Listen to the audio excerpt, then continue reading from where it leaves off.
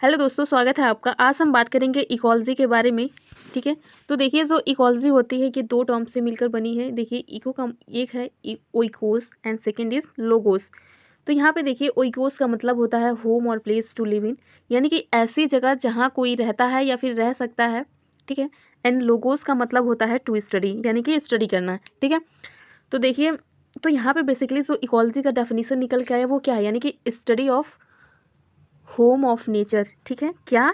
Study of home of nature. तो यहाँ पे नेचर क्या है? नेचर है प्रकृति। ठीक है, प्रकृति। तो देखिए यहाँ पे एक चीज़ और समझ लीजिए।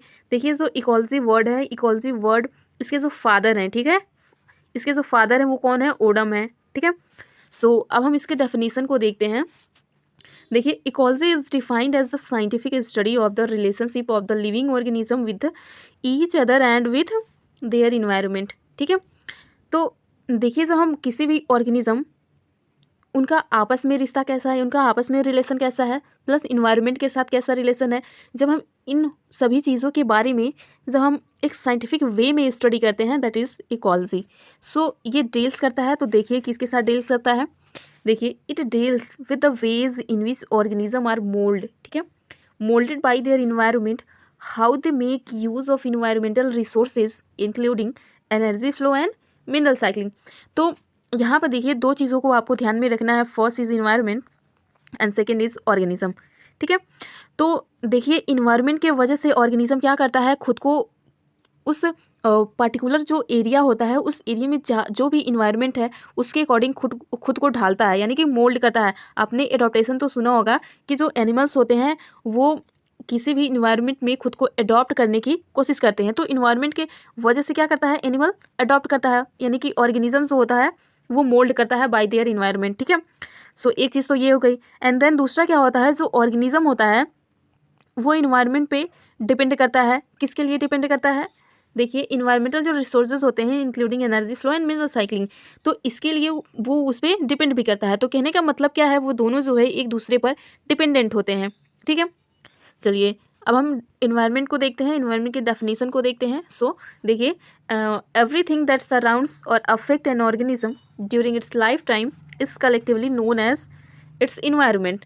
ठीक है, तो देखिए यहाँ पे क्या बात कर रहा है, जब आप जैसे कि फॉर एग्जांपल आप हैं, आप अपने पूरे लाइफ टाइम में आपके चारों तरफ, यानी आपकी सराउंडिंग कैसी है, आपको उससे आपको क्या वो प्रभाव पड़ रहा है आपके ऊपर। ठीक है, वो उन पूरे लाइफ टाइम में आपके पूरे आप कह सकते हैं जीवन काल में जिन जिन चीज़ों का इफेक्ट पड़ता है उससे collectively is known as environment. So everything that surrounds और affect an organism during its life time is collectively known as its environment. I hope आप समझ रहे होंगे।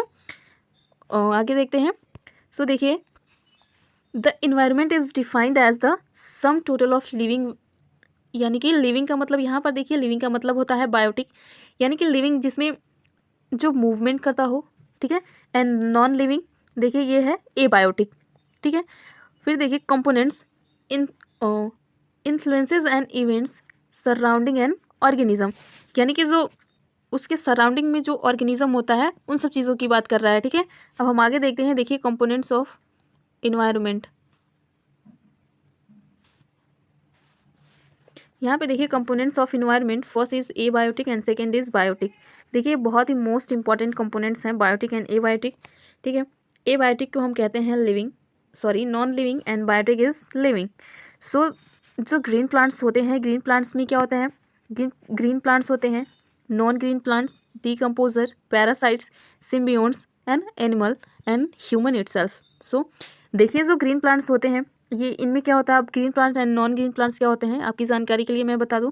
सो देखिए जो ग्रीन प्लांट्स होते हैं इनमें क्लोरोफिल प्रेजेंट होता है, एंड सेकेंड ये जो होते हैं ये हेटरोट्रॉप्स होते हैं। ठीक है, यानी कि अपना खुद का सॉरी ऑटोट्रॉप्स होते हैं क्योंकि ये खुद का खाना खुद ही बनाते हैं।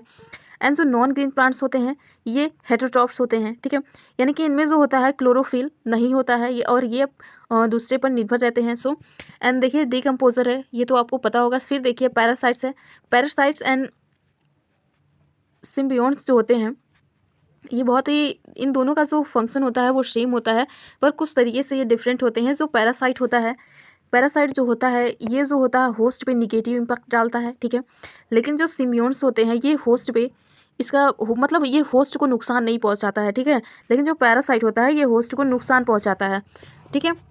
अब देखिए एबायोटिक में क्या है। एबायोटिक में देखिए एनर्जी है, रेडिएशन है, temperature, heat flow, water, fire, soil इत्यादि चीज़ें इस पे होती हैं, ठीक है। जैसे कि फॉर एग्जांपल यदि हम एक फ़िश की बात कर लें, ठीक है, फॉर एग्जांपल अगर हम एक फ़िश की बात करें तो फ़िश को क्या क्या इफेक्ट डालता है। अगर हम एबायोटिक में फ़िश की बात करें तो फ़िश पे एनर्जी का, टेम्परेचर का, हीट का, वाटर का, सॉइल का इत्यादि चीज़ों का प्रभाव पड़ता है, ठीक है।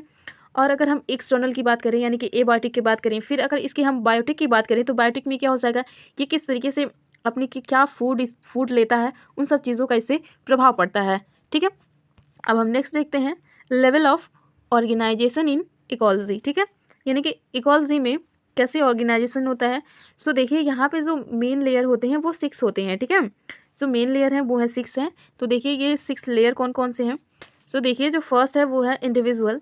देखिए यहाँ पे फर्स्ट क्या है, individual, and second is population. देखिए जब इंडिविजुअल इसके जब बच्चे होते हैं या फिर कई बर्थ रेट या फिर यहाँ पे इमिग्रेशन हो जाता है तो जो इसके पॉपुलेशन में वृद्धि हो जाती है। तो सेकेंड हुआ population, and third is community, 4 is ecosystem, and 5 is biome, and last 6 is biosphere, ठीक है। तो चलिए हम एक एक करके स्टडी करते हैं। देखिए यहाँ पे जो फर्स्ट है वो है इंडिविजुअल, ठीक है। तो इंडिविजुअल यानी कि ऑर्गेनिज्म, यानी कि कोई एक चीज़ होगा, ठीक है। ऑर्गेनिज्म देखिए can act function independently, for example plants, animal, bacteria, यानी कि केवल एक होगा, वो इंडिपेंडेंट होगा, अकेला होगा, ठीक है। सो दूसरा देखते हैं, दूसरा है पॉपुलेशन, ठीक है। देखिए group of organism usually of the same species occupying A defined area during a specific time.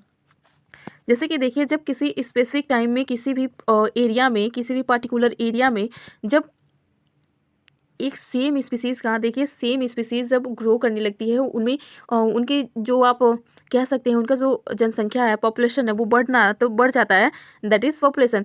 सो देखिए जो पॉपुलेशन, यहाँ पे पॉपुलेशन कुछ नहीं है, अगर हम रियलिटी में देखा जाए तो population is nothing but the group of organism, ठीक है। तो पॉपुलेशन देखिए यहाँ पे या तो ग्रुप ऑफ ऑर्गेनिज्म है यहाँ, ठीक है, एंड प्लस एक चीज़ और याद रखना है कि सेम स्पीसीज़ है पॉपुलेशन में, ठीक है।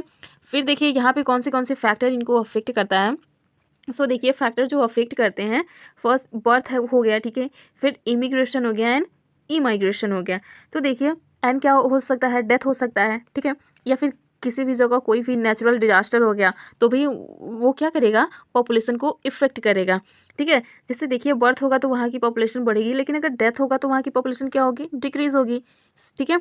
एंड इमिग्रेशन, इमिग्रेशन का मतलब क्या होता है, जब कोई चीज़ बाहर से आके एड ऑन हो जाती है, दैट इज़ इमिग्रेशन। सो यहाँ पे एग्जाम्पल ऐसे देखिए फिगर से, देखिए मान लीजिए ये कोई एक पर्टिकुलर एरिया है, ठीक है, और यहाँ पे क्या हुआ, कोई भी चीज़ बाहर से, मान लीजिए यहाँ पे जो एक स्पीसीज़ रहती थी वो थी ए स्पीसीज़, ठीक है, एंड यहाँ पे ए स्पीसीज़ एक और बाहर से आ गई, यहाँ पे ऐड हो गई, ठीक है, यानी कि बढ़ गई यहाँ पे, तो ये हो जाएगा इमिग्रेशन।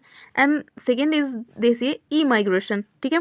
देखिए यहाँ पे आई है इमिग्रेशन, तो यहाँ पे देखिए इन होगा यानी कि कोई आ रहा है, ठीक है, प्लस हो रहा है, एंड देखिए फिर है इमिग्रेशन यानी कि यहाँ से कोई एग्जिट कर रहा है, तो आई से इन याद रखिए और ई से ई याद रखिए, यानी कि इसे एग्जिट यानी कि कोई जा रहा है, यहाँ से मान लीजिए इतने आपके पॉपुलेशन थे और एक यहाँ से निकल के चला गया, तो ये क्या हो जाएगा, एग्जिट यानी कि इमिग्रेशन। सो आगे देखते हैं।